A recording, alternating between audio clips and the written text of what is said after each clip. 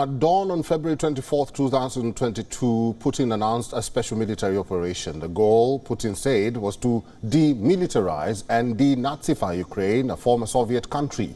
Ukrainians flagged Putin's aim to erase their 1,000-year national identity, and a stiff resistance began taking shape.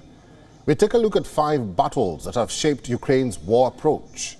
Within hours of the invasion, Russia landed commandos at Antonov Airfield, a cargo base north of Kyiv, as part of plans to seize the capital. But within a day, Ukrainians had wiped out the elite Russian paratroops and destroyed the landing strip. Russian armored columns reached the northern outskirts of Kyiv, but they eventually beat a retreat.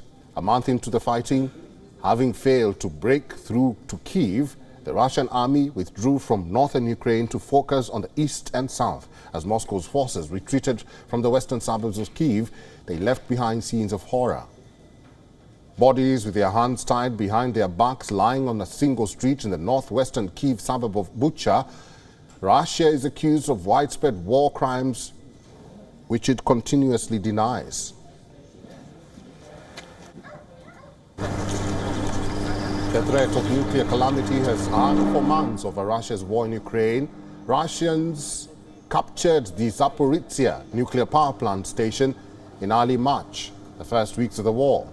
The 6-reactor plant is the largest in Europe. It contains stores of used nuclear fuel and radioactive materials. In 2021, the Zaporizhzhia nuclear power plant produced 23% of Ukraine's electricity. Moscow has transferred the assets and Ukrainian employees to a Russian company, a move Kyiv says is illegal. Then on April 21st, Russia claimed to have taken Mariupol.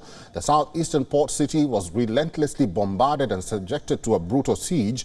The capture of Mariupol was a boost for Russian forces. Russia aims to link up rebel-held territory in the Donbass with the occupied Crimea Peninsula to the south. Around 2,000 Ukrainian fighters held out for nearly a month in the city's sprawling Azovstal steelworks. They were ordered by Kyiv to surrender to the Russians to save their lives. A prisoner swap followed then. Over the summer, the United States and European Union stepped up their supplies of heavy weapons to Kyiv, allowing it to stage a fight back.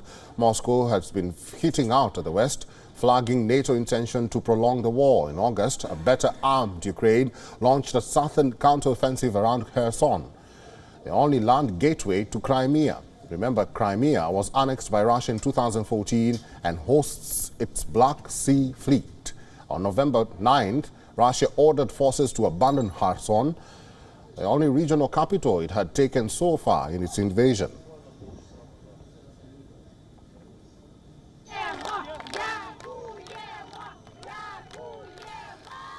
Joyous residents feted the return of Ukrainian forces, though the city remains subject to Russian shelling. Kherson region is one of the 4 Putin declared incorporated into Russian forever. The Ukrainian gains were not restricted to Kherson alone. Zelensky ordered a 2-pronged fight back after launching Kherson counteroffensive in August. The Ukrainians gunned for Kharkiv. In early September, Ukrainian forces reeled off surprising gains in the Kharkiv region. They won back hundreds of towns and villages and wrested the sole rail hub supplying Russia's regional front line.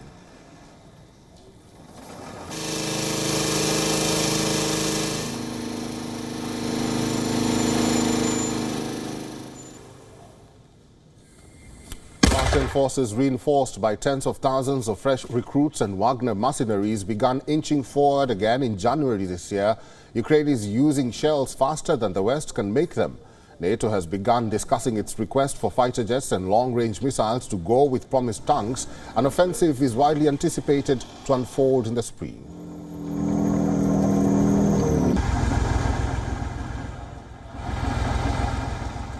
WION is now available in your country. Download the app now and get all the news on the move.